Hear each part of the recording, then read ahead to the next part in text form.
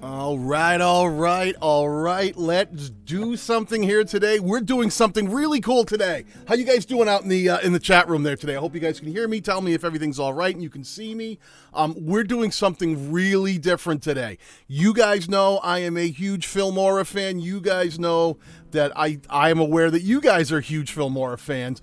But some of the questions I get along the way are, hey, Daniel, how can I do all these super cool things in my audio that I've seen you do, but I don't have those options in Filmora. Today is not a Filmora stream. Today, we're going to talk about some of the tools that I use outside of Filmora so that you can improve your audio. But everything I'm going to show you today is free to download, free to use, free to make your audio sound amazing. I get all this stuff all the time. Like, Daniel, how do you add reverb? Or how do you get vibrato or tremolo? How do you make your voice waver and stuff? And there's a lot of software I use that you can download right now and actually do the things that I do that won't cost you a penny. Hey guys in the chat, we're in, right? Can you guys all hear me okay? Stick around, I will definitely show you how. I gotta tell you right off the bat, there are links down in the description, so if you happen to be on a desktop and you want to download some of these and work along with me, you can, but you don't need to see what I'm doing. I'm gonna show you all these things, I'm gonna explain it to you so that you can actually understand how to install them properly. Some of the software we're using today is fairly advanced. This is not entry-level stuff. This is the real deal. So I want to make sure I explain it to you in a way that you guys go, oh, you know what? It was really hard, but then Daniel showed me how to use it and it wasn't that hard. So that's my whole goal today. I'm going to show you how to use this software and make it simple. There's a lot you can do with it. But we're going to do very entry-level, get you in, get you downloaded, get you working, and show you how to do stuff that is super cool. I use all of the audio that you hear on my videos, every single video I make, I process through this system that I'm going to show you. I rarely do a lot of tweaking inside of Filmora because I love to have my audio sound really thick. I love to add reverbs. I love to add effects. And as great as Filmora 9 is, they don't have every single thing that I want to use, so I just use a third-party software. That's all stuff that you can get right now, and then I fill out that sound using these things that I'm going to show you. So I want to make sure you guys know this, all right? Okay. So first of all, again, links are in the description if you feel like downloading, but you don't need to. You can refer to this stuff later. I just want to show you some of the things that I'm using. Now, the software that I'm going to be talking about today is a program called Reaper. Now, Reaper is what we call a DAW or DAW. It's a digital audio workstation, much like the way Filmora 9 or Filmora Pro is its own software that does video editing. This is specifically designed to handle audio, and it comes from a place of really deep learning and well thought out design. And I come from a music background where I used to be in recording studios all day long, so it makes a ton of sense for me how to use it. And when I see other people use it, sometimes they get confused, and I went, oh, why don't I just show you guys how to use it? It'll make it a lot easier to your head.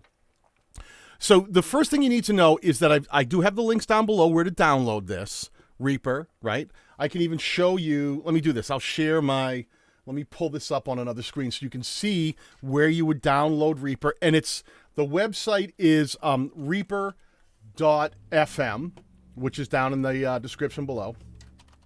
Let me pull this up for you. I want to show you exactly what you would be looking at. Let me find it for you. Give me 1 second. I got my stuff all over the place. Reaper, DAW. Okay. Let me share a screen. So this is the website. Let me show you. I got it. Reaper. I think it's .fm, right? I always think everything is .com, but it's not. Some aren't. But this is the Reaper website. And if you are downloading Reaper, you'll notice right when you get to the website, the link is in the description, that up in the upper left, it has an option to download Reaper. One of the coolest things, when you click on that, it's going to show you your download options, but I need to talk to you. A lot of my friends are out there have slower systems. The reason I'm showing you this, you guys are running, some of you are running 32-bit operating systems in Windows 7, and you get worried, like, I can't even download the newest version of Filmora, never mind a new software. This software will run on a 32-bit system and will run on things like Windows 7. So this is why I really want to show you this. I want to show you what this one can do. So like I said, here's the download options. If you scroll down, you'll see you can download a Windows either 32-bit or 64-bit, depending on which system you're running. It also has a full Mac setup where you can download Mac versions. And it even has a Linux for those of you who are using Linux. You guys always impress me, you Linux user. But this is available virtually on any type of operating system desktop that you own. And what's super cool about this is, let me show you this. Right now, if you look up top, can you read up top? This is one of the coolest things ever. If you're working remotely and or social distance, I got to underline this. It's so amazing. If you're working remotely and or social distancing, which is all of us, and would like to use Reaper at home, you can download a temporary Reaper license. They are giving away licenses to the software.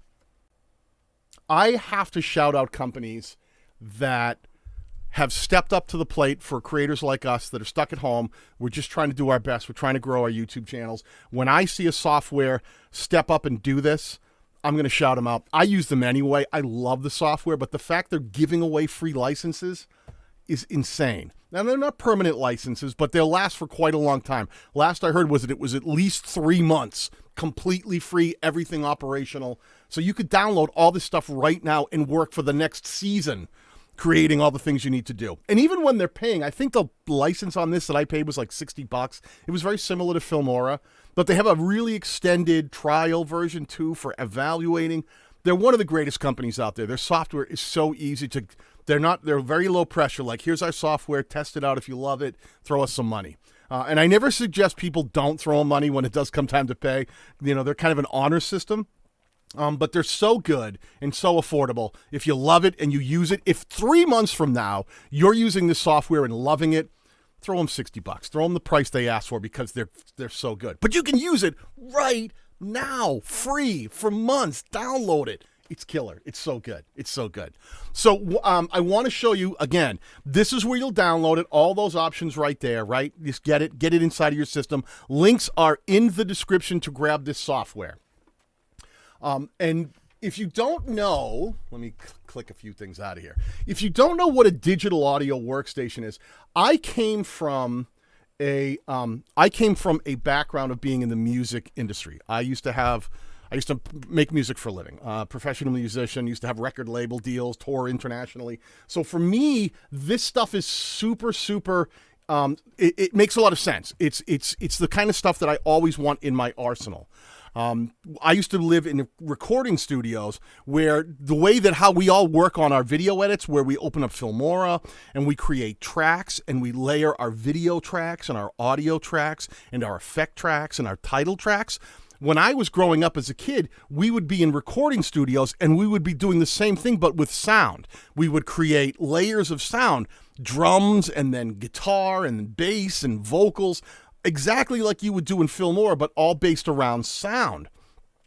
This is the same way a digital audio workstation operates. It takes all of those different tracks and you're just dealing with sound. So you can really dive into nothing but how awesome the sound is. And this is something you absolutely need in your arsenal, especially if you're using Filmora, which I love Filmora, but their audio end is, you can EQ it, you can add a few things to it. I've shown you how to hack around a few audio effects, but if you want to add reverb, if you want to do vibrato, tremolo, if you want to add compression, if you want to add tube stages and deep EQs and take your audio and make it sound like a radio announcer's voice, they don't have that in Filmora yet. So it's like, well, how do I do that with another piece? How do I do that without spending a lot of money or any money?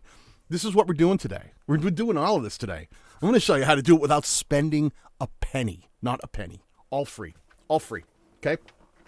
So listen, the first thing you want to do is go to the website I showed you. It's down in the links below, and you want to download the Reaper software, okay?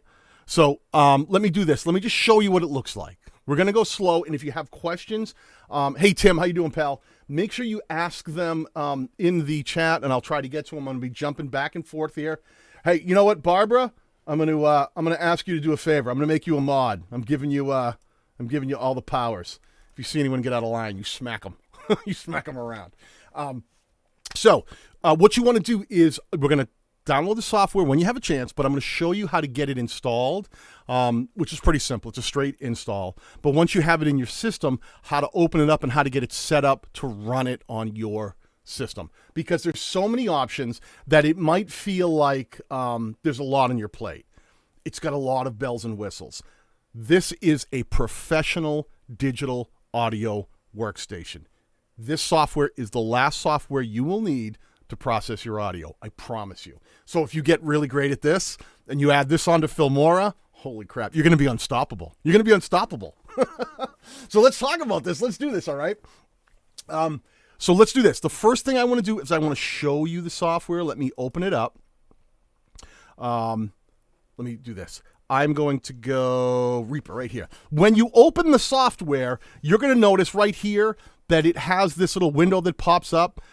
You can get the free license, but it will always start with this Reaper is not free, and it has a window that does a countdown. And all you do is you let it finish the countdown and you hit still evaluating, and then you've got the full-on software in front of you, ready to work. Whether you've downloaded a license or not, that's how cool this company is. They let you get right into working with the complete software. No watermarks, no restrictions, no sound coming over it, no beeps inserted into your export. They're the coolest company ever. They're like, go ahead, play with our software. Make sure you love it before you send us money. This is why I love this company. So if you don't understand how this might work, it's pretty simple. What we're looking at here is there's 3 panels. This blank panel up here, I'll show you in a minute. This would be like where you add your tracks. This wide open one with lines kind of over in here, this is going to be all of your data, just like you would in your timeline of Filmora. And down below, your individual controls, okay? So once you've installed this software, you're going to see it looks like this. 3 panel, 1, 2, and then 3rd down below, okay? And what I want you to understand here is it's going to feel confusing. Anything new feels like, oh my gosh, what is this, right? But I'm going to tell you, this is the greatest software, and it's easy to use if you understand the idea of how they built it, Just like we do in Filmora 9 or any of your video editing softwares, we might bring in one video track, right? We recorded some video, we brought it into Filmora or whatever you're using, and we put it into our timeline, and we have one track, right? Then maybe we have an extra piece of video that we want to add, and that goes in. That's track 2. And we start building tracks. That's exactly what we're doing here. It's exactly the same. And I want to make sure that you guys just understand that, okay? Exactly the same. So when we look at Reaper, see this blank panel up in here? If we were to right-click and hit Insert New Track, it gives us a track. This is just like creating a track in Filmora. Filmora would have given you a few tracks already created. Reaper starts and says, we don't know what you're doing. We don't know how many tracks you need, so we have none. So we give you the option of right-clicking and adding tracks, okay? And you can add a track. And that's the basis of it. Now, if you notice when I added this track, did you see down here that this fader showed up? Everything we're doing is going to be for every track we add, we're going to have a control for that track show up down below. Now, this one over here, this big one, that let me get rid of this so I can show you. I'm going to do this, and I'm going to delete that. This is our master volume. This controls everything. Every track is going to be fed through this master. Let me see if I can show you lower left. So all you need to know is this lower left, this is our master, that all of these little tracks that we're going to add to the right of it all get fed through this one. So this is like the controller for all of the other ones that go underneath. So it groups all of those little tracks together, and it comes through your master fader. All right, so that's just the controller that'll control everything in your project in terms of volume, effects, things like that you want to add. Okay, so when we're in the upper left and we right-click in this gray area, insert a new track, and then our new controls show up underneath.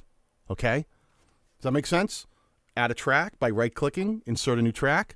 The track shows up top just like it would in a timeline, but down below, we get these controls where we can get really deep. We can add effects. We can put reverbs and things. I'll show you this. So that's going to be the controls down underneath, okay? Now, if you wanted to add a few of these, right? It doesn't have to be one. You can right click again, add another one. You can add 3. You can add 4. And you see for every one of these I add in the upper left, a new control section opens up down below. Okay? And this is where you have your more detailed controls. And if I highlight number 1, do you see how up top number 1 highlights up here? If I click on number 2 down here, number 2 highlights because I'm controlling track number 2.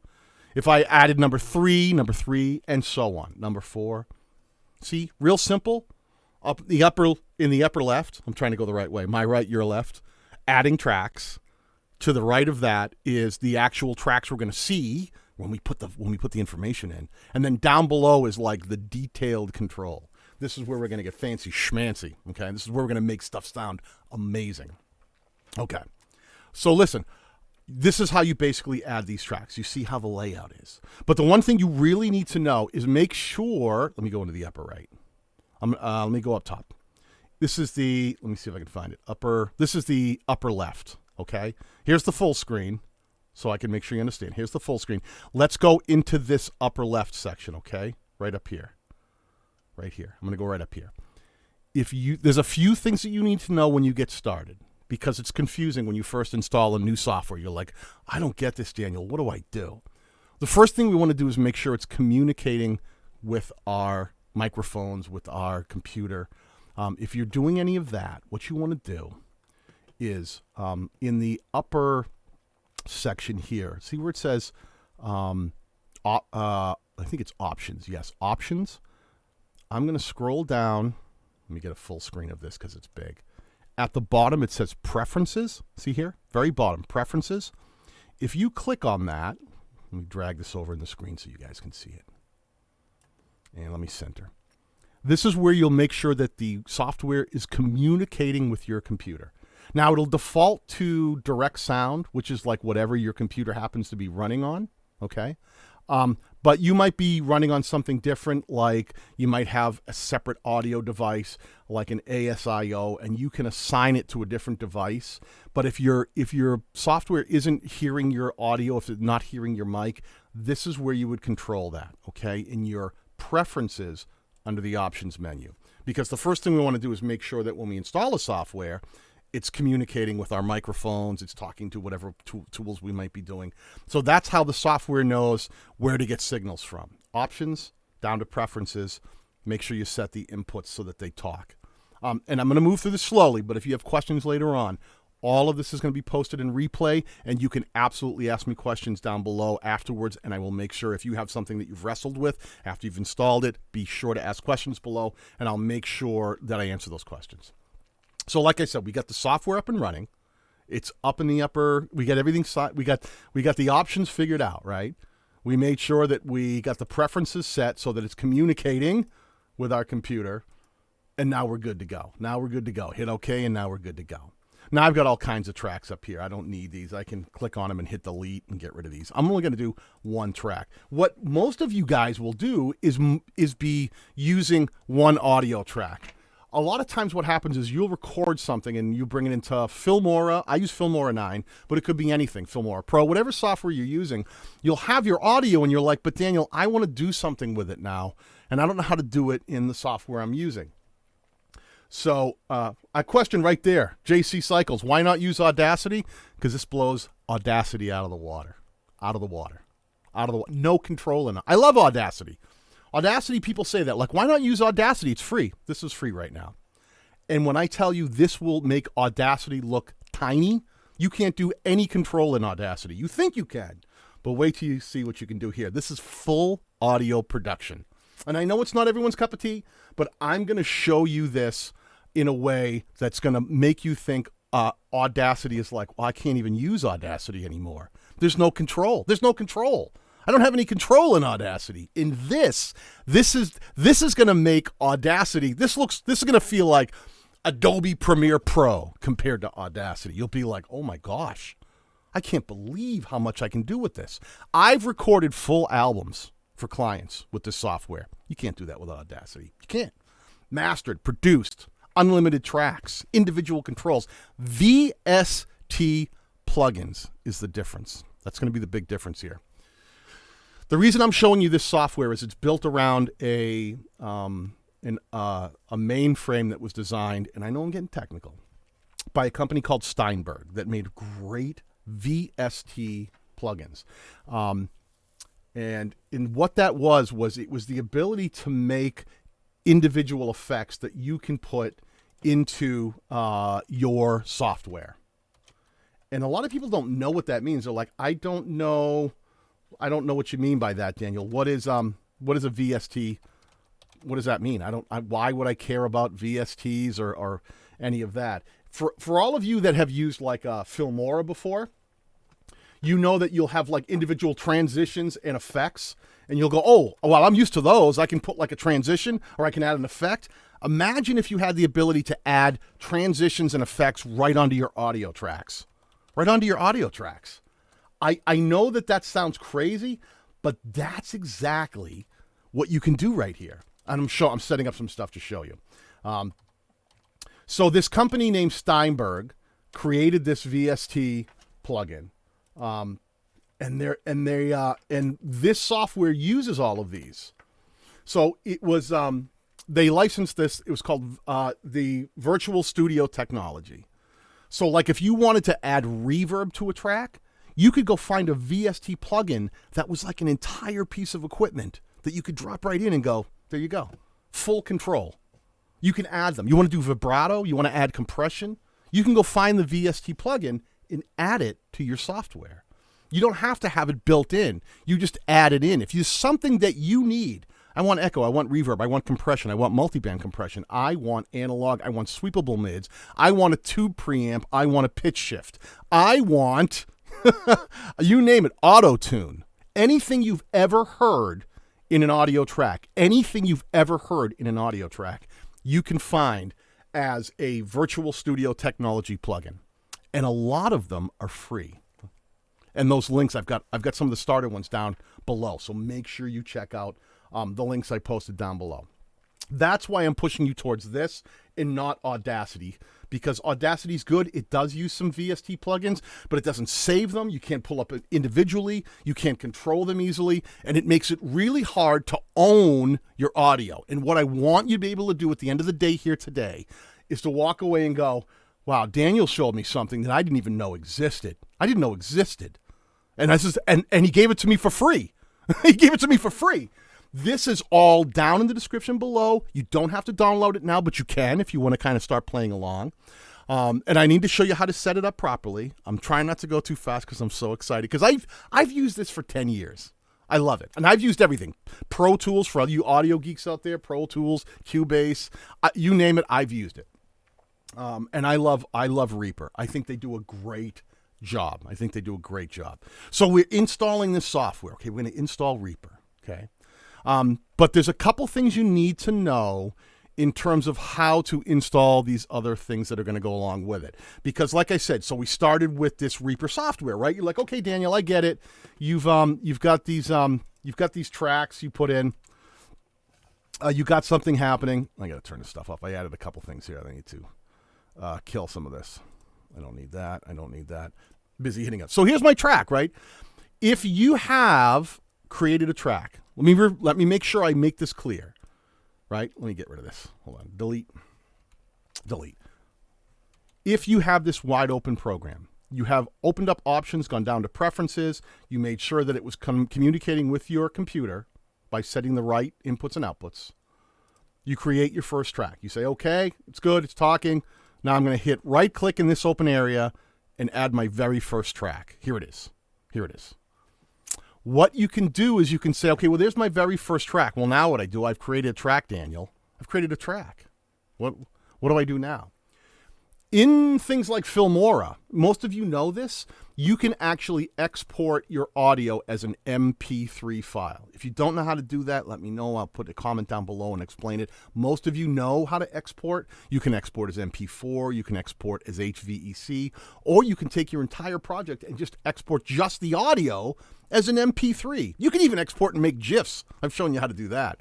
But you can export just the audio of your project. Just send it out. So if it was me, a video clip of me talking into this microphone, I could bring it into Filmora, I could click the export button, And I could choose to send it out as just an MP3 and send that out, and there would be an MP3 file existing out there that I would now be able to use in my digital audio software. I bring it into a different free software and go, okay, let's manipulate this. Let's do something with it. So the way you would do that is to open up Reaper, click on the track that you've got right here that's selected, and then in the upper left, now we're in the upper left, you want to click on Insert, and the very top it says Media File. Here's where you can pick media options. This is where, just like importing into Filmora, you're importing a file from something that that you've saved. This is your audio. Now, I know with me, I have all kinds of tracks. You guys know this.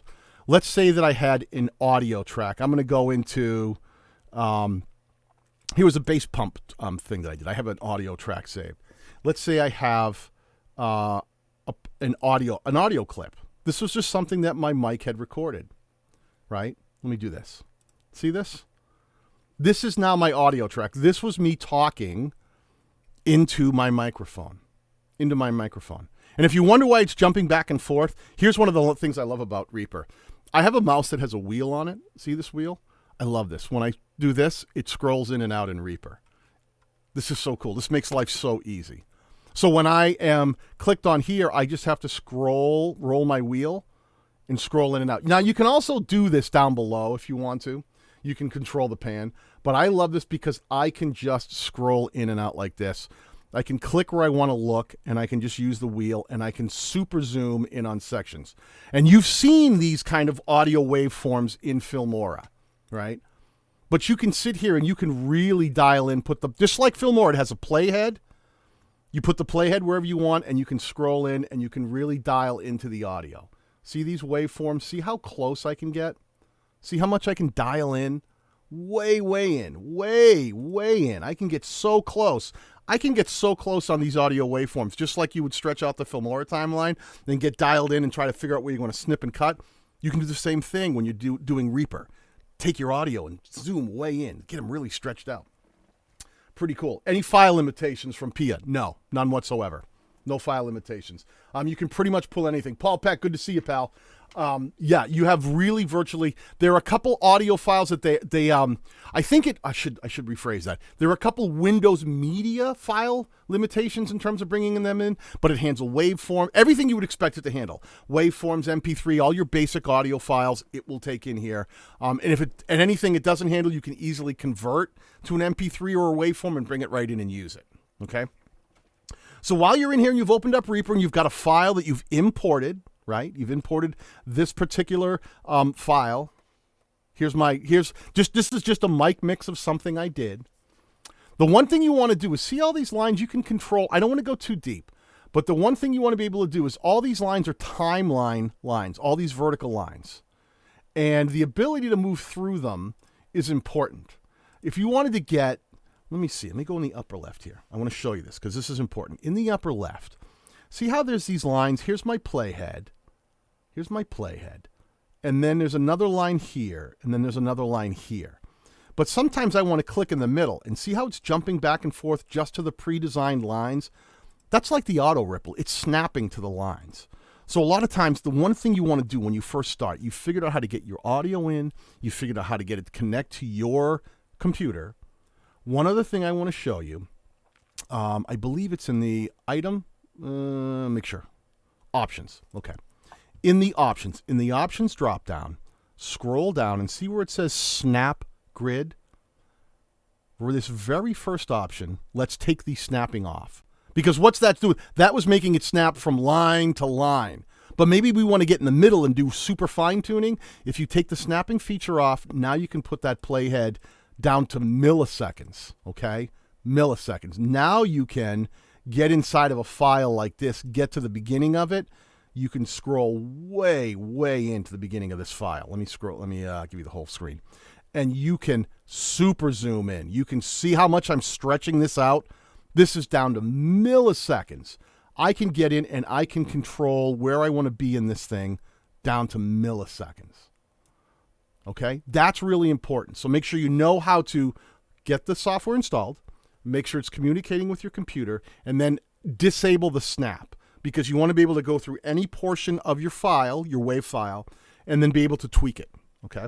You want to be able to cut it, slice it, do things with it so that you can control it just like you would a piece of video in Filmora 9, okay? Real simple, real easy. Bring your file in, make sure that it's you take the snap grid off. Now, what's really cool here is, let me get this up in the upper left so I can go, all right, I want to make sure I get a close-up of this. Okay, I'm going to put that right here and here, and I think that's it. Okay, if you highlight your track, I'm just clicking. All I'm doing is left-clicking. See how it gets bright? See how it gets like a brighter color? If I click somewhere else, it gets dark. I get bright now if I click on it. That means I can affect this track. You can split these tracks either by right-clicking and find the option to split. There's an option to split. That's if you scroll out. There's an option to split these down. I'll split it cursor. But the way you can do this quickly, just like shortcuts, just like in any other software like Filmora, if you just hit S for split, S. Boom, look what it just did. Look at this. Check this out. Let me stretch this out a bit so you can see. It just split this. Let me see if I can find it. It just split this right there, and it made and it put a little bit of a fade. Let me make sure I can find it. It put a little bit of a fade on either end of it. Yeah, I think I can see it. Okay, and that fade you can control. This is a split track right here. The minute I added that split, let me go backwards. I'm going to go Control-Z on my keyboard to undo that split. I'm going to put my playhead where I want it and hit S on my keyboard, split. Now what it's done is it split the track and it automatically made it fade out at the split and fade back in at the other side of the split. And you can left click and hold, and you can drag all these fades kind of like you would in Filmora or any other software that you use, and you can control the fade. You can move the pieces, left click, hold, and you can control these fades. Nice, simple, easy to use software. Isn't that cool? I think this is so cool. It's one of my favorite things. All you do is click and you can control, you put a split and you can control how it fades. Why that's important is a lot of times you'll be doing a video edit where you talk on the fly, right? You talk on the fly. Maybe you're doing a voiceover and you go, man, I said the lines 3 times the wrong way and then I said the right one. Well, you need to be able to find the piece that was correct, put a split, edit the other ones out, and then stick with the good piece that you got. And the way you do that is look at your entire project, find the good take, and then edit the rest out and split it, and then you have the good take instead of like 9 million bad takes, right? That's as simple as that. Control, just like you would when you film something, you want to choose the section that you want to work with. It's the exact same thing using Reaper, is find the section you want to use, put the playhead there, hit S, split it at that point, and now you have separate sections that you can control. Whether you want to use them, delete them, do anything else, now it's all completely in your face. See, so right here, if I scroll out, you can see I've split this footage. I've got a left section and a right section because I split it right here. Now I could click on the left section and hit delete on my keyboard and it would go away. It would go away. Or I could click on the right section, hit delete, and make it go away. I'm hitting Control-Z to get back to what I did. But this allows me to go, okay, Daniel, you had a great section right here. This section from you started here, you ended here. That's the part you want to use. You can isolate that, hit S on your computer, and get rid of the rest. You can click delete, and now it's like, oh, now you've got the piece you want to use. Whoops, I dragged it into another track, and it created a new track. I didn't want to do that. I can drag that back to the beginning. Now I can have a piece of footage that I want to use. I can go, oh, well, there it is. That's the only thing that I wanted to deal with. That was the piece I tried to isolate. That's simple. I had that huge amount of audio, and all I did was click on either side, delete the rest, and now I've got the section that I want to work with because I isolated it. I used the S key to split, and I just got rid of the rest. Clicked on them, highlighted, hit delete on my keyboard, got rid of the rest. Done. Now I have the piece I want to work with. Is this making sense? Can you glue 2 parts back together? That's a fantastic question from Sagiv. It's not about gluing. It's about allowing things to overlap. You don't glue them so much. You can render them as an entire track. But the difference between the thing that we do in audio versus maybe if you've been using Filmora is you don't have to glue them. You don't have to glue them. Let me show you why. Let me take this piece that I happen to grab here, right? And I'm going to let me see. You can see right here, it actually has a glue option. I can glue them back together. So you can do that, but you don't need to do that. You could find another piece of footage. I could copy this one. Let's hit copy. I'm going to put the playhead here, highlight this track, and paste. Now I have this same section twice. But watch what happens when I get kind of zoomed in. You can actually take these. See how each one has a, you can control the fade at the end of this one so it rolls itself off. Like maybe at the end of this section, there was some room noise. Like if this section was me talking, but then there was some room noise at the end and you wanted to get rid of the room noise. I just want to hear me talking and not hear the noise between talking. You can take this, you can highlight it, zoom in to right where you stop talking. You go, all right, I stopped talking right here. See that? And you can hover over this end, drag it back and forth by left clicking and holding, and then even put a fade out at the end. And that way you start talking, and the minute you stop, you can control that and roll it off. Dead silence. That's one of the big things that a lot of people say to me. Like I'll start talking, and then in between talking, there's all this noise, and how do I get rid of it? You can actually slice that right out of it. You can slice it right out. And then if you have a couple of pieces that you want to stitch together, all you do is control them in your timeline and then decide how you want them to overlap. You can physically overlap them. See that? Each one, this one has a fade out, this one has a fade in. If you left click, drag, and overlap, it's fading one out while it's fading the next one in. Total control. Total control. And you can still reach inside of each one and control how these crossfades happen. Maybe it's you want it to fade back there, maybe more forward. You can still reach inside, left click, hold, and control the crossfades, and at any point, drag them back apart. All of this is non-destructive editing. The whole file is there. You're just slicing it up as you need to get the kind of effect you want. Right now we're dealing with just slicing it up. Like I like that take. I didn't like that take, so I'm going to cut the ones that I do like, and I'm going to isolate those and just make sure those are in my track. Especially when you're doing voiceovers. You're doing voiceovers. A lot of times what I'll do is I'll be in like Filmora 9, right? And I'll film a whole bunch of stuff.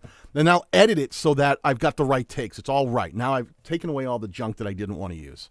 But now I've got this audio track that's kind of skippy and bouncy, and the visual looks great, but the audio isn't great.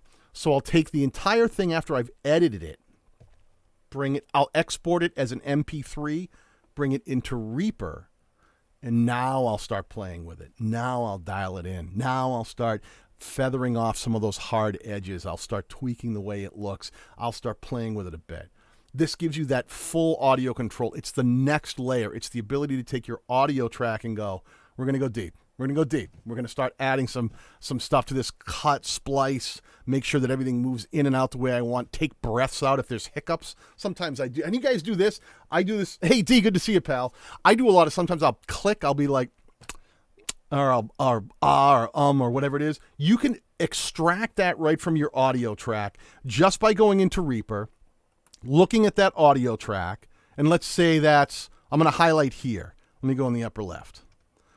Say right here I have a click or a noise. Let me scroll in. Maybe it's right here. Let me scroll in. This is how close you can get. Scroll way in, way in. Let me go full because I got a lot of that. I can go way in. I can split that track by hitting the S key on my keyboard, and I can literally go, oh, there was a little click there. Let me remove. I'm going to take that right out of the equation. I'm going to remove it. I'm just going to leave it. I'm going to fade out of the last word I said, fade into the next word, and I've got complete control over that audio track. Those are the basics. Those are the basics. That's just grabbing, just like you do in any video editing software, like you would see your video and you go, I want it to, this visual part to end here, I'm going to split and end. But the audio here, you can cut, move the same way. It's a track, it's a piece of information that you can cut, split, move around, and do what you want. But there's a next level to this. There's a next level to this. And that's the VST plugins that I talked about.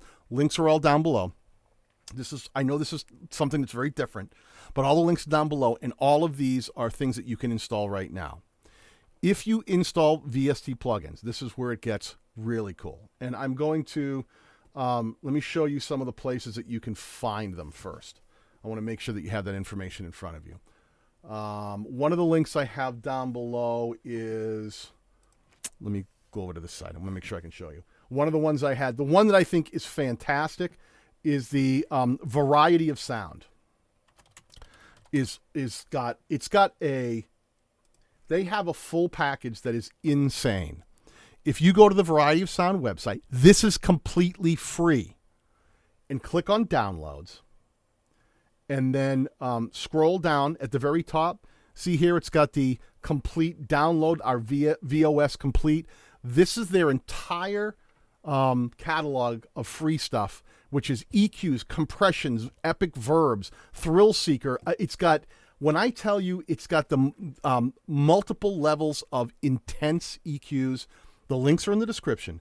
You download these, get them onto your computer, and I want to talk to you about how you're then going to bring these over into your software. Okay, because there's one very specific thing you need to do using any DAW system that uses VST plugins. What you want to do is find these websites and install them, so they'll probably end up in your, PC would end up on your normal download file folder. Okay, so it would show up as a download. You go, okay, I downloaded it. A lot of times, some of these will come as a zip file. Do you guys know what zip files are? I also have a link down below to 7-zip, which will unzip and extract these VST plugins for you. If you get them, they're going to have it'll look like a file. Let me see if I can show you over here. Let's go. I'll do this way. Let me open up the website and let me go to here.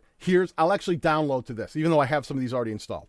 So I go down here and I click on this download, right? And then down below, see in the lower left, it's downloading right here on my Windows. It's saying, okay, we're taking this file.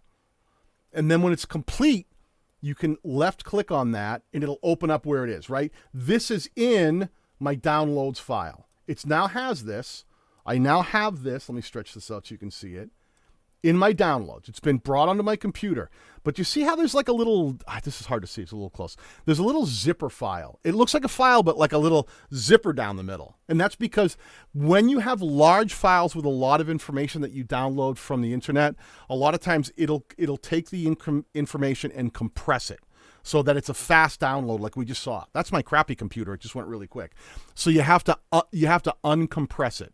WinZip is a very well-known software that does this. They kind of own the paradigm for it, but you have to pay for WinZip. So I've got a link down below for 7-zip that will unzip these for free. Okay. What you want to do is find that file, and you're going to need to unzip it, but you have to unzip it to a very specific location. And I want to show you how to create that file source. When it comes to using Reaper, and I know this is confusing right now, so I'm trying to go slow and make sure you guys can review this later. You set up your software, you make sure it's talking to your computer, you make sure that you've controlled the snap so you can get inside of your files. You want to be able to add these VST plugins, right? VST plugins, super, super powerful. The virtual studio technology plugins, the way that you will control those is to unzip them and install them into a very specific location. Now, this is weird because they were invented by a company called Steinberg. They make bass guitars and all kinds of equipment, software too. They make a software called Cubase that was a competitor with Pro Tools. They own the technology. So you actually have to create a Steinberg file system on your computer to be able to have Reaper find these plugins. And it's a lot simpler than you'd think. So let me show you how to create a Steinberg VST plugins file, okay? What you want to do is in your file system, if you're using a PC, you'll typically have your file folder down below that you can open up that can go into anywhere on the left. It can get into your entire computer, right? This is where you can get into anything. If I clicked on this PC, it would then open up my entire file system on my PC. If you left click on Windows and go to your basic program files, what you want to do is create a folder that says Steinberg, and that's spelled capital STEINBERG, Steinberg. Make that file with that spelling, capital S. Just create a file. And if you don't know how to create a file, if you're in this section, all you do is right click anywhere out in the white where you're not highlighting anything, click on New and Folder, and it'll allow you to create a new folder. This is how you do it. And it's waiting for you to type in Steinberg. I already have a Steinberg file. I'm not going to create another one. But that's how you create a new folder. So once you've created a Steinberg folder, this is mine right here, you want to create one subfolder that has a specific name as well, and that's VST plugins. But you have to spell it a very specific way, okay? It has to be capital V, ST, no space, capital P, LUGINS, VST plugins. If you create that file folder, this is where you want all of your VST effects to end up. Anything you bring in, you want to put them here, and that will get your effects to show up in Reaper. That's how Reaper knows to find them. It knows if we're using VST plugins, there should be a Steinberg, because they invented the software. They invented the plugins. There should be a folder we know to look for. So you have to create it. You have to tell Reaper, no, we have plugins from Steinberg. Even though, they're not necessarily all made by Steinberg, but we have a Steinberg folder, and we got plugins in there. Steinberg, capital V, ST, capital V, lower ST, capital P, plugins, VST plugins, and Steinberg will now have its own little folder where Reaper comes in and says, anything you install from this point on, if you put it in here, we know that's where all these little effects are going to exist. I know that sounds complicated. I'm trying to go slow because if you want to watch this again in the replay and go, how did he tell me how to do that? That's exactly how to do it. And you might find that you have, when you're working on your computer, a lot of times you'll see, especially if you have different operating systems, you might see a program files x86 times 86. That's your higher level stuff. You don't have to put it in there. Just put it in your basic program files. Create a Steinberg, right here, Steinberg folder with VST plugins inside of it. And that's where we're going to end up putting all of our plugins into. So as we just downloaded some stuff from Variety of Sound, they're going to show up in your downloads. Extract those out. And extracting them, if you're using the 7-zip, is simply a matter of, let me go back here. When I downloaded these files, close and accept. Let me do it one more time so you can see exactly. I'll have a couple of copies of it, but that's okay. So I downloaded from here. I clicked on this. It downloads. It ends up down here. See how it's now downloading this again? It says, oh, here comes these really fast zipped files. One of the easiest ways to do this is to just left click on that. It'll open this up here. Now you have these plugins. They're actually in the downloads file. See how I'm clicking on downloads up above? And it's showing me that I've got this down. It's been downloaded to my computer, but they're zipped. They got that little zipper. So what you want to do is unzip those, extract those over to your VST plugins file, and then you'll be able to use them. Okay, extract them to the proper file location, Steinberg VST plugins file, and then you're going to find something very cool. Very cool. Is this okay? Am I moving too fast for you? I know I'm talking about a lot today. I know this is off the beaten path, but when I tell you this will make the complete difference in the way you control your audio, these simple steps will get you there. Once you download these specific VST plugins and you open up Reaper, what you're going to find is in any of the tracks that you create, here's a track, right? We were creating tracks up left. Just right click, insert a new track. Every one of these tracks has an FX spot where you can add effects, right? Even the master track has a spot where you can add effects. First of all, Reaper comes with all of these preset effects in it. You name it, it has it. These are all plugins. These are all reverbs, compression, tremolos, gates, limiters, you name it. Wave shapers. There's so many effects that just come with Reaper. But if you add some of these other ones I just showed you, like Variety of Sound, it can change the game. The reason I like Variety of Sound, the stuff that comes with Reaper is okay. It's okay. Their plugins are okay. It's basic. They're kind of clunky. They work, but they're kind of clunky. I like more advanced stuff. To give you an example of what one of the Reaper plugins might look like, let me click on, let me see, like a 4-band EQ. This is it right here. Let me get it down to the lower left so you can see it. This is what a Reaper plugin looks like. Now, it's got some EQ, right? You can control some stuff. It kind of works. Once I click on it and add it, you see it's been added to my master. It's now here in my list of effects. But it's very kind of clunky and old school. Nothing fancy. If you don't want to use this, the check mark enables and disables the effect for this track. You can remove it too, highlight it, and hit remove. They're not bad. Anytime you hit add, you'll have the option to add anything that's in your library, from the built-in stuff to the Steinberg VST plugin folder. But watch what happens when I show you the effects we just brought, right? Like if I put in like the EQ control. I mean, you can also use the search function below to go like, are there any EQs? Well, here's some EQs, right? Here's some basic up to a 12-band EQ. Let me add that one. Here's a 12-band EQ. That's not bad. It's what you're used to, like a simple parametric EQ. You can control all of these shapes. You've seen this in stuff like Filmora. They all have these kind of EQs you can use. Not bad, but check this out. Let me remove that one. The stuff that I just showed you, variety of sound, that effects pack, that allows you to add things like the boot EQ, right? Let me add that. Let me show you this one. I'm going to bring this over so you can see it. Look at this. Look at this EQ. Look at this EQ. This is no joke. This is a no-joke EQ. This is a real studio quality EQ. And I know that some of you guys are going, what the hell is going on right now? Yes, I said PIA. Correct. You would create you would correct C program files, Steinberg VST plugins. You got the Steinberg VST plugins correct, but make sure it's ending up under your C drive, program files, Steinberg VST plugins. This is a studio grade EQ. Absolutely free. Absolutely free. A lot of you have seen the kind of EQ I just showed you, the multi-band parametric, where it's like these little sliders you move up and down.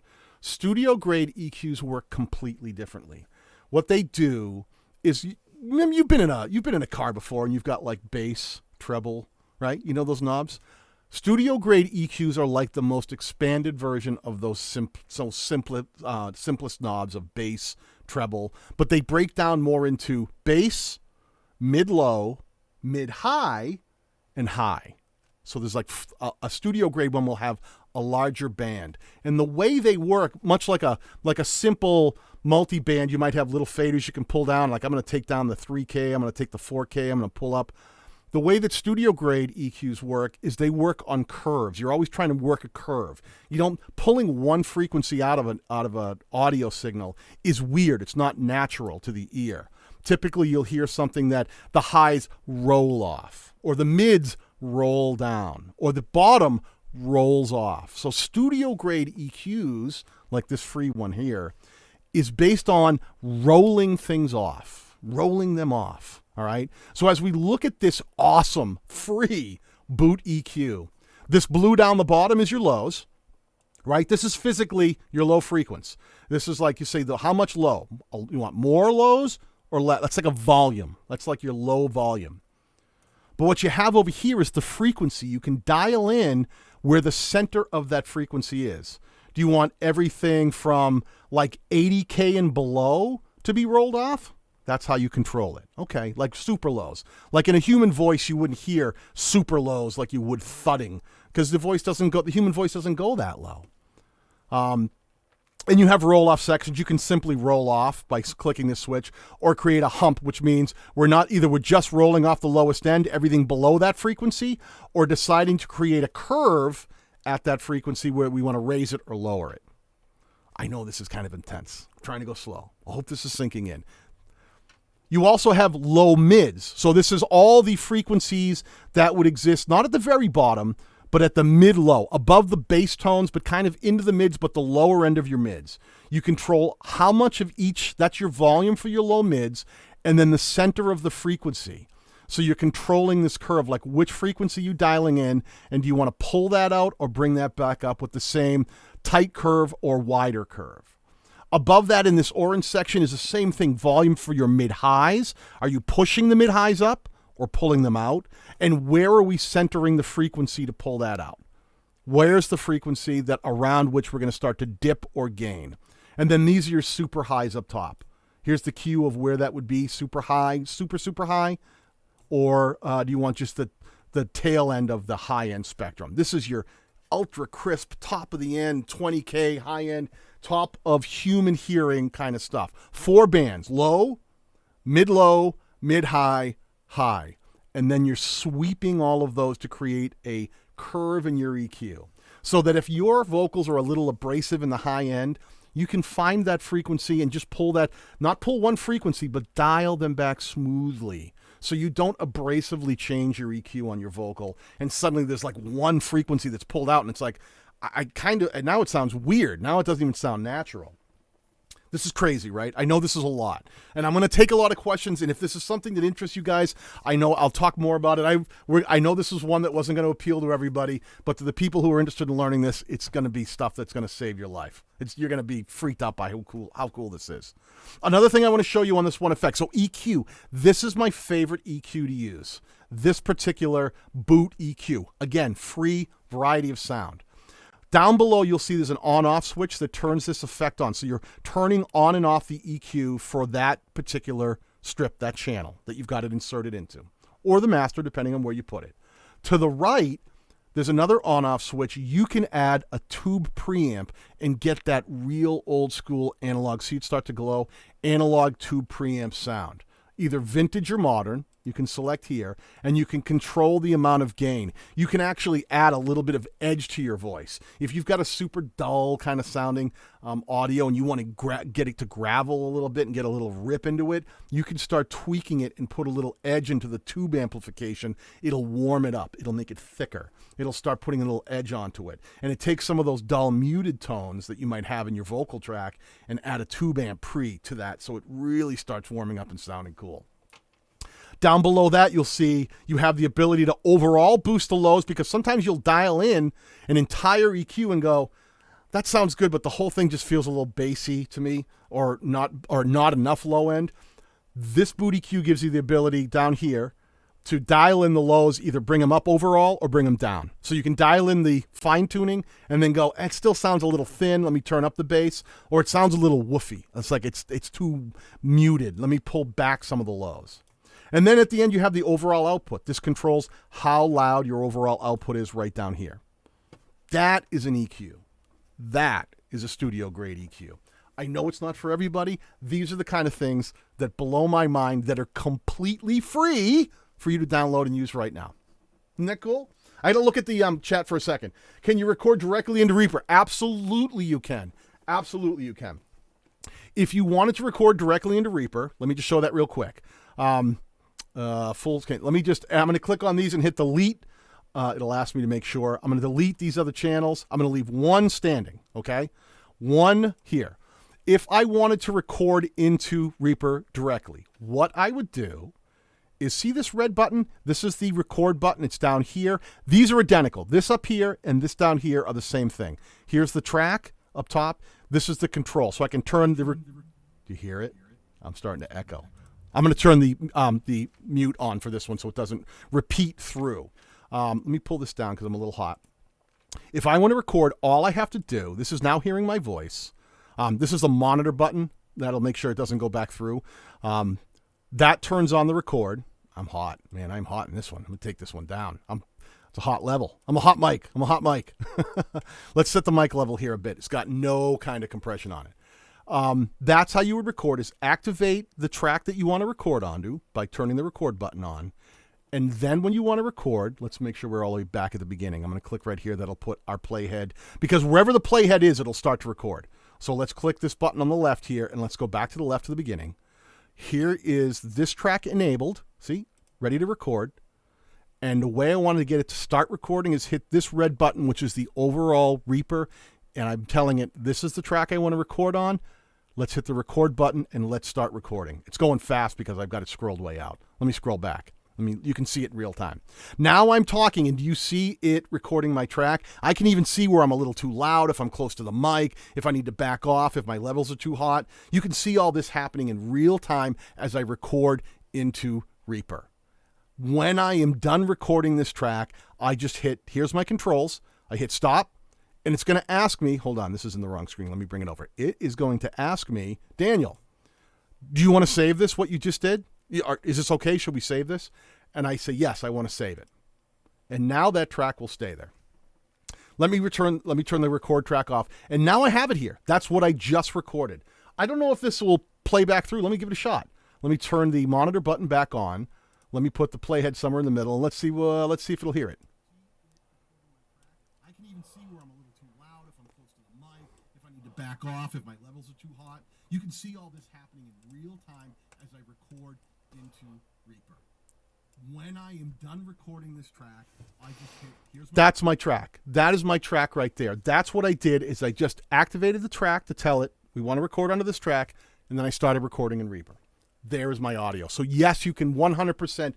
That was a great question, Pia, because what I do when I film, I have my camera faced at me, I'm filming, and I have my mic going into Reaper, and I record directly into Reaper, so that everything is automatically in Reaper. And even though my camera is already recording my vocal sound, I know I don't like the camera mic, and I don't want to take all that time of putting this mic into the camera only to take it out and put it somewhere else. So I go right into Reaper, and I'm filming from my camera, but recording right into Reaper, and the audio track is there. So I'll process the audio, and then I bring it into Filmora, and I line it up and sync it. And the way, this is one of hey Harley, good to see you, pal. One of my favorite things that D always talks about is clap. Like if I'm filming on my camera and into my mic and I want to line it up, you clap, and where my hands come together, you watch for the spike, and then you just line it up in like Filmora or whatever you're using. Now your audio is synced, mute your camera. Now you've got this great audio that you've actually recorded in a better software that you can control. Okay, but here's where we have fun. Like I said, so we've just shown you, this is great that you showed me this thing. So we've now recorded an audio track directly into this. Does this make sense? I hope I did it right. It was really easy. Over here, all I did was to create a track. I right-clicked. I added the track. To activate it, I clicked on the... There's the echo. I clicked on the record button. That activated the track. I did it on the first one. I'm going to delete this one. But I created a track. I activated it. Make sure I'm not monitoring. It's now monitoring, and then I hit the record button down here, so it started recording. That was all I did. I just created a track and made it live. Now that I have the track in here, you have two spots I was showing you earlier down in the lower left. This is your individual track. So this is where my audio is, right? Let me show you real quickly. Here's my audio. Here's track number 1. That's me talking. And if I go into the lower left, these are my controls for track number 1. Now I can do stuff like just above number 1, if I click, I can actually double left click and I can go Daniel's mic. Boom, there's Daniel's mic track. I now know that the track I just created was Daniel's mic track. Boom, easy, done. Click, type it in, I'm done. I've got Daniel's mic track right here. And it even says it up in the upper left too, because anything I type into the lower left shows back up right up here, and it now says Daniel's mic up here. So that's the individual. What you have to understand is the stuff up top is your timeline, and the stuff below is just the individual deep dive controls. All right, so don't be confused by the amount of stuff. What happens is in a real recording studio, you'd have these huge mixing consoles that you've probably seen. How many times have you guys seen like videos of like these musicians in these studios behind these big mixing consoles with all these knobs, and you're like, how the heck do they know what to do with all those knobs? The secret is that all those knobs are repetitive. There's only one track that does one thing and has all the knobs, but then there's track 2, and it's repeated. It's just the same thing. It's just another set of knobs doing all the same thing as the track next to it. But when you have 24 of those next to each other, it looks like there's so many knobs. But the reality is each one is just controls for each individual track, and they're redundant. This one controls track 1, this one controls track 2, this one controls track 3, this one controls track 4, and as many tracks as you need, you can add. But you may only do one. A lot of times, a lot of my projects I'm doing for Filmora, I've recorded my mic directly into Reaper. I sit and I work it out, get it sounding good. One track, and then I just ship it back out as an MP3 or a WAV file, and I import it back into Filmora, line it up, get it synced with my video, mute my video, and now I've got a killer mic sound. But I want to show you more. If I'm moving fast, I apologize. I know there's a lot to talk about, but I'm trying to keep it as simple as possible. If you have questions, let me know. Doug, if you have fancy editor like FPX, or you can I can auto sync for you. You're absolutely right. That's very true. Some of the higher end softwares will absolutely sync them right up for you. A lot of the guys that are working in my community are using either Filmora or Filmora Pro. We actually have to visually line them up, Doug. So a lot of times with me, I have to do the clap or find the spot where I can line them up and do things like that. Maybe someday. Maybe we'll get lucky someday. So here's your editing software. So now I have this track of just me talking. Here it is up on the left. Here's the controls down below. I can choose to either add effects right to that track individually, lower left. See right here, FX.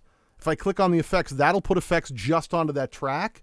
Or I can choose to put them in the master, which means every single track in this project will all get the same effect. That's the only difference. I'm just adding some tracks to show you. I'll add another one. So if I have 3 tracks and I add effects into this master, that means that every track in my project will have that EQ or compression applied to it, as opposed to going through to each one and going, oh, now I have to add this EQ onto this one, and to this one, and to this one.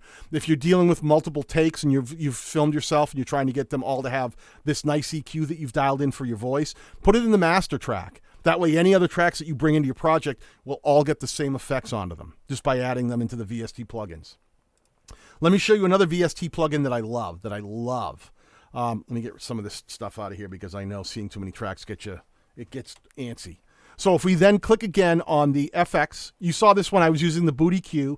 That is a pretty killer EQ, man. How good does that look? That is a great EQ. Free, 100% free. Show me some digital editing software for free that give you a studio grade EQ like that with a tube preamp and all kinds of sweepable mids and highs. It's killer. One of the other effects that I think, so that's EQ, that's the EQ that I choose to use for my vocal. One of the other things that you want to add is if you add an effect, let me kill this out of here. You have the ability, lower left, here's where you can add effects, right? This is when you click on the effects track right here, it'll pop this up and shows you what's in the chain. We added from the variety of sound, let me make sure I got this and nothing in the search bar. We also added density. This is a compressor limiter, okay? Compressor limiter. Let me click on that and add it, and let me bring it over so you can see it. It's on my other screen. Full screen. This is the density compressor limiter. This is an insane free tool. Free. If you don't know what compression and limiting is, let me explain that for a second. Iggy, good to see you. When you talk into a mic like I'm talking right now, I have no compression, no EQ, anything on this. I have a little EQ from my board that it goes through, but it's just giving you my signal straight. When you're trying to make your track sound a lot better in a video, you want to EQ it. It might be a little harsh. It might not have the right EQ sound, right? You're trying to dial it in so the highs are right, the lows are right, the mids are right. You get it sounding really super great. But what you'll start to notice is if you start to back away from the mic a little bit and you turn your head, it gets quiet. And when you come back in and you get close, it gets loud. Right? That's what happens. They call that proximity effect. Compressors and limiters allow you to take that signal, and the very quiet parts, it boosts up, and the very loud parts, it pushes down. So those signals that go up and down and up and down and up and down and up and down, you can compress them so that those variations start getting a lot less. So you don't have those big dropouts, and you don't have those big spikes. Compression and limiting, all in one in this free tool. This free tool right here, as you can see, it's a stereo compressor, meaning you can do this on stereo tracks. It'll control the range. The drive is how hard you want to hit this tool, okay? That's how much of the signal you want to slam into it. So for example, let me mute this track, but I want to play this. I'll show you this one after, but let me show you something I can do here. I'm going to play this track repeatedly so you'll see the signal hitting it. Give me 1 second. Let me get this dialed in. Come on, be my friend. Here, and here. Well, let me pull that in. 1 second. Okay, let me play this section here. Okay. And let's pull open the compressor. When this track starts to play, see these needles, they're going to tell you, even though it's a mono track, left and right. You're seeing two gauges because one's left and one right, but I'm using a mono track. If I hit the play button, I'm talking, and do you see it recording my track? see how those needles are going up? See how they're bouncing? That's your level. That's basically your meters. That's just telling you how loud your signal path is. You can control the drive to this effect or how hard you're hitting this compression with these drive knobs. And because they're linked, they'll move at the same time, okay? So if I pick either one of these, click left, click and hold, it'll control the drive to the compression. And when I hit play, it'll just start hitting it. So I can go, I want to hit a little, see how hard I'm hitting there? I don't want to go above 0. That's a good number. I can control the drive. That's just showing me how hard I'm hitting the compressor. So that's what that does right off the bat. Just controls how hard you hit that effect. You don't want to saturate it and drive it to the point where it starts distorting. And you also don't want to get it to the point where it's too low, where it's not quite doing the thing you want. So that's the control over your compression right off the bat to hit the effect. On the other controls here, you can also control the amount of timing, how hard that effect comes in, and then the makeup is the output, how hard it comes back out. Because sometimes if you have a lower signal and you want to boost it a little bit, you can control the makeup gain with these. And it's as simple as that. You can control the left-right stereo mono. It's a stereo compression, but you can treat it as a mono, which you can shift to at any point, stereo, mono, and you can separate them down here. If you're going to go left, right, if you switch this over to left and right, that would separate these. So now I can control independent left and right. Same with the output, left and right. Because I've set this on the right for left and right. If I put it back to stereo, what that'll do is it now links these and it puts them together so they're equal. That's the only difference. But you can also see down here in the lower right, you can set this for a compressor or a limiter. Switch down for limiter. The difference between a compressor and a limiter, in very layman's terms, is a compressor will take all the signals in your audio track. It'll bring the lows up and it'll bring the top high loud ones down and find a balance, something that's smooth, all right, depending on how hard you push the effect. A limiter takes the very top and says, we're not going to let it go past this point. So if you have vocals that suddenly peak wildly, like you got a little too close to the mic and it got loud, but you were back here most of it, then that one time you got close and it got loud. You can set it for limiter and you can squash how loud you're going to let it to get. Anything that goes to this point, to this height, it's going to squash it down and not let it get any louder. So you can use this tool as both compressor, limiter. Compress the vocals, make them thicker, or you can take them and limit the top to not let them get too loud. EQ, compression. Two awesome tools that are right there for you to use for free. Reaper, free. BootEQ, free. Density, free. Free. Right now to download. I'm going to show you one other tool today. These are the main three things that I use when working on a vocal track or an audio track. I will EQ the track. I will compress or limit it to get it to make sure it's not, getting too quiet and too loud. The last thing I like to do is understand the tonality of my vocal track.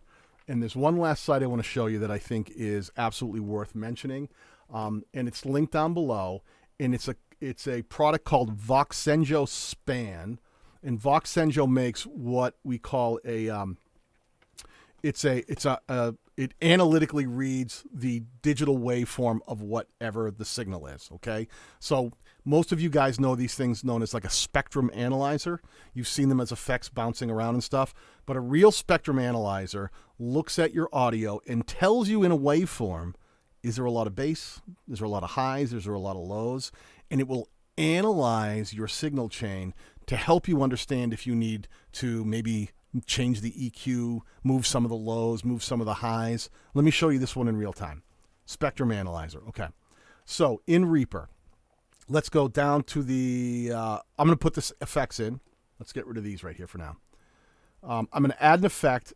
No, you go away. Down here in the lower left, when we click on that green right here, right? We click on effects, that opens up whether we're going to add something or not. Let's add an effect. And this is one I've got the link down below, another free effect. It's right here, Voxenjo Span. And if you can't find these, you always can use the search bar and find it, span. When we add span, this is a real-time spectrum analyzer that will take, see my audio track right above here? It will analyze the frequency responses of my voice or any audio track you have playing.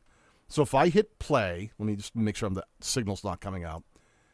It is analyzing what's going on in my voice. Over here is the lows, here is the highs, everything in the mids are the mids, and you start getting a better understanding of what's happening and what you need to do with your track to make sure it's dialed in. Why that's important is because using things like EQs, a lot of times you're using your ears, but if you don't have the perfect monitoring system, if you don't have perfect, flattened EQ speakers that are absolutely telling you if you hear too much lows in your speakers, it's because there really is too much low in your track, not just because the speakers happen to be kind of bassy. The way to really analyze that is if you use a spectrum analyzer, such as SPAN, spectrum analyzer, SPAN, smart. It will look at the thing that you're staring at and tell you realistically from a flattened perspective, does this have too much bass? Does it have too much high end? Does it have too much low end? And you can start dialing in your EQ based on the spectrum analyzer.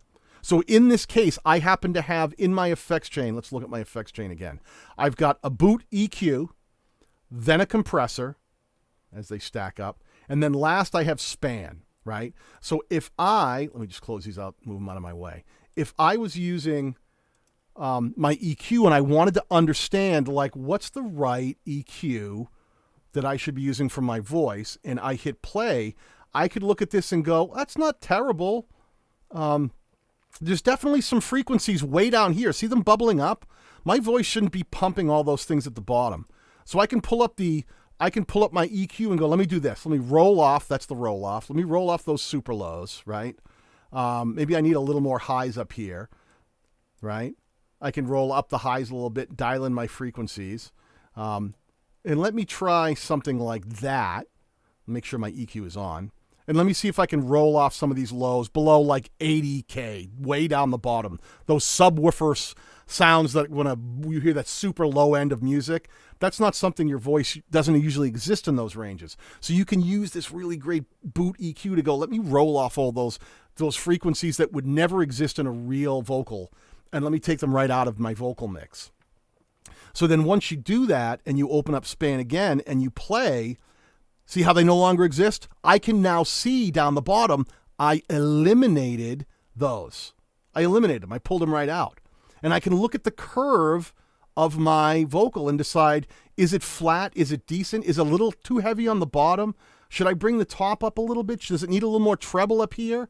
The human voice kind of has a bit of a rainbow curve when it comes to EQ. It kind of, not a lot of lows, exists in the middle, and then rolls off from the high. So depending on how warm and thick you want your vocal to sound, you can start dialing with the EQ and the spectrum analyzer by bringing up a little more of the lows, a little more of the highs, and it gives it that super warm radio voice. Add some compression, so all those ups and downs and peaks don't end up super high, super low, right? Let me show you this one real quick. I'll do this one. Let me try this. Here's this. You can see, let me get rid of this. I'm going to click on this. I'm going to split this track. Let me get rid of the beginning. Here's what I just talked into the mic, right? In the upper left. See, this was upper left. This was just something I talked into the mic while we were sitting here. See how up and down it is? That's not bad. That's fine. If you got worried about, man, some of these spots get really quiet in here, what you could do is go, I know what I'll do. I'm going to add the compression to it. And I'm going to try to compress it more, bring up the compression pretty strong, make sure that it's not peaking too much. And you could add compression to this track. And when you're ready to export your project, you've got it done. You've now created your track. You brought your audio in. Either you recorded it in Reaper or you brought it in by clicking on the track, choosing insert, and choosing the media file that may have already existed somewhere else. You added some effects to this track by clicking down here and adding the effects that you want. Now you say, okay, this just like any other software, in the upper left, you have the options to save your project as, and you have the option to render. Here's render. See, so you can save it and you can render.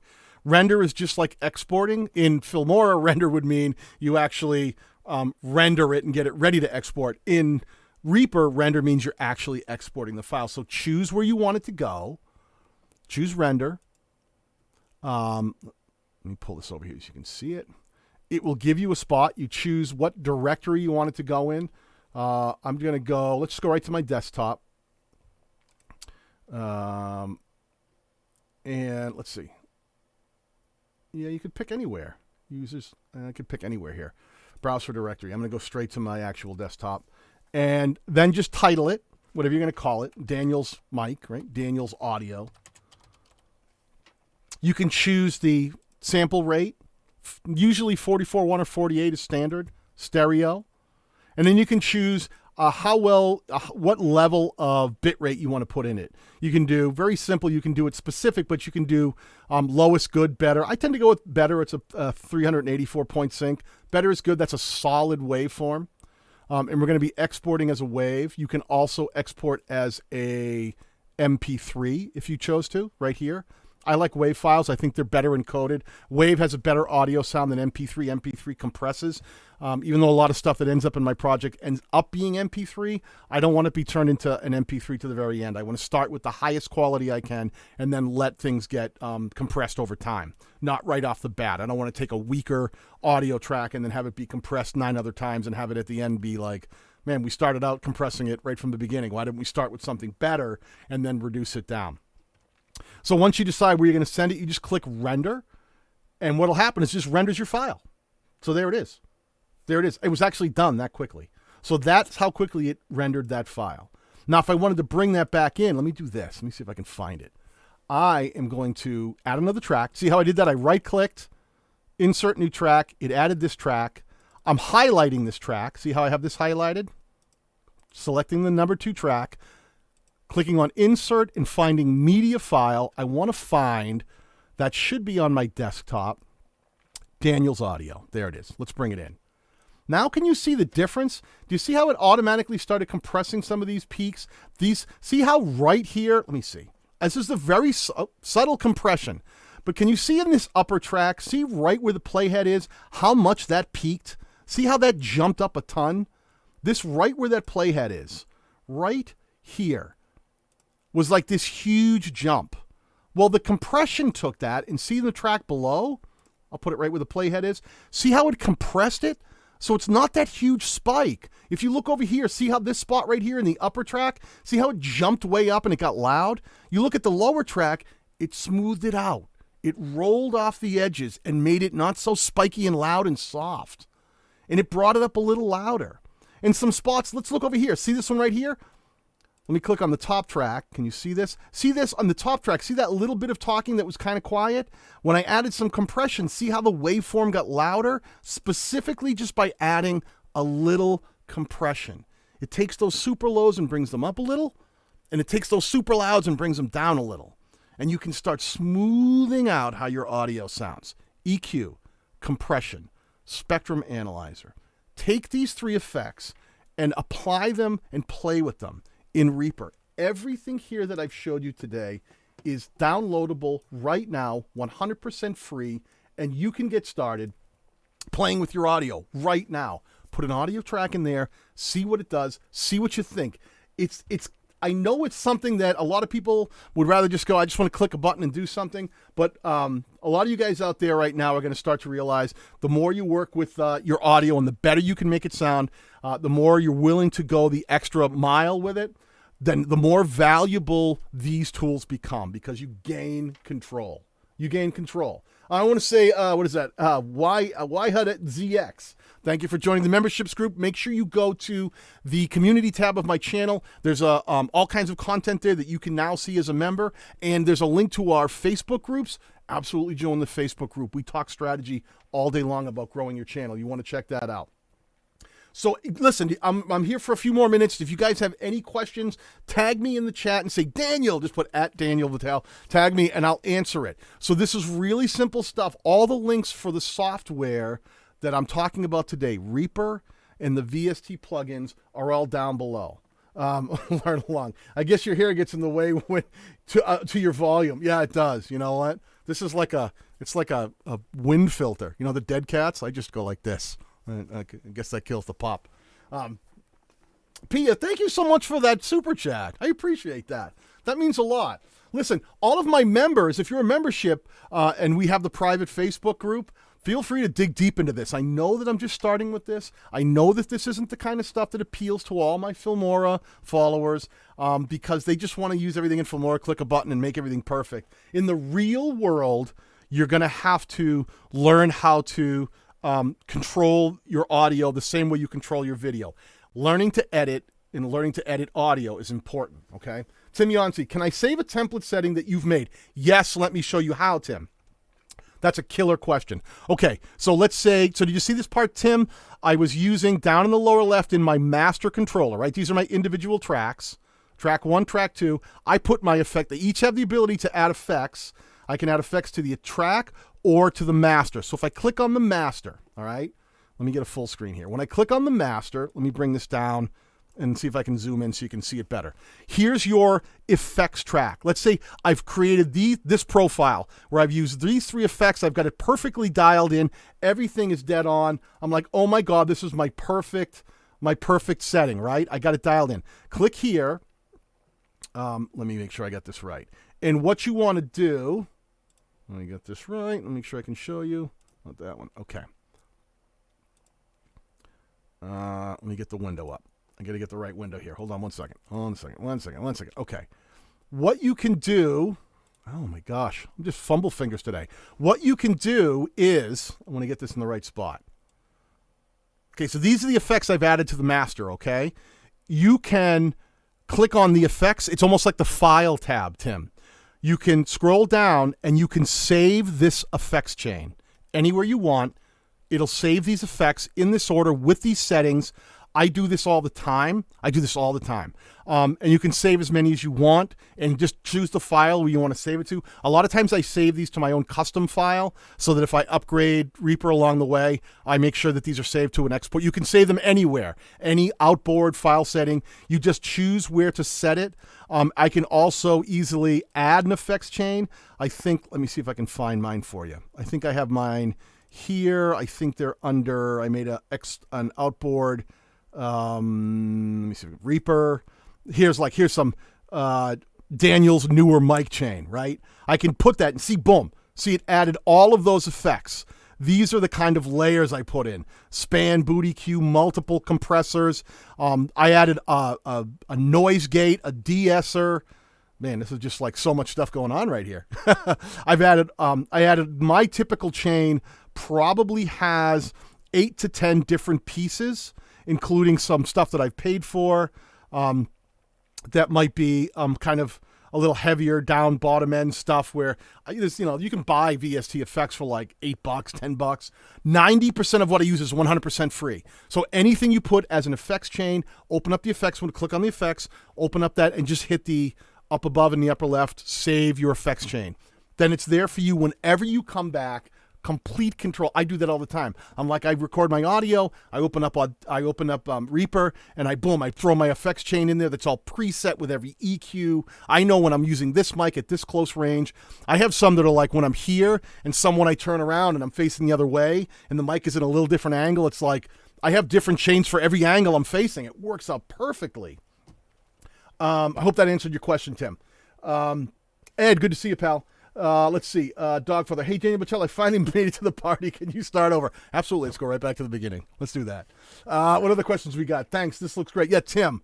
Free. Right now, free. And even if they're not offering the free, they have an extended trial period that never ends. It's just great. And all of the effects I'm showing you are free, and I'm going to show you more. If this is stuff you're interested in, I don't know that it's perfect for my channel. I kept telling everybody, I'll show you how to make great audio. I'll show you how I do it. And I knew a lot of people wouldn't be interested. They're like, oh, I just thought there was a Filmora button I would hit, and it would be like perfect audio. It takes work. It's just like building out an edit. You got to learn to create, use a digital audio workstation. But the fact that all of this is completely free and you can download it today and turn your vocals from mush into perfection. Killer. And I'm going to be highlighting some of the other VST plugins that are free that you can use and how to use them. But I might do them like in the private group or wherever else if there's no real interest on my channel. But I wanted to make this live stream. I wanted to show you how to get this stuff installed. I wanted to show you how to set it up on your system, how to download the VST plugins and get working today. I hope this was helpful. I appreciate you guys hanging out today. And if you have any questions afterwards, put them in the comment section of the replay, and I'll make sure that I address any of those questions about using this software. But definitely go check it out. Everything you need is linked in the description below.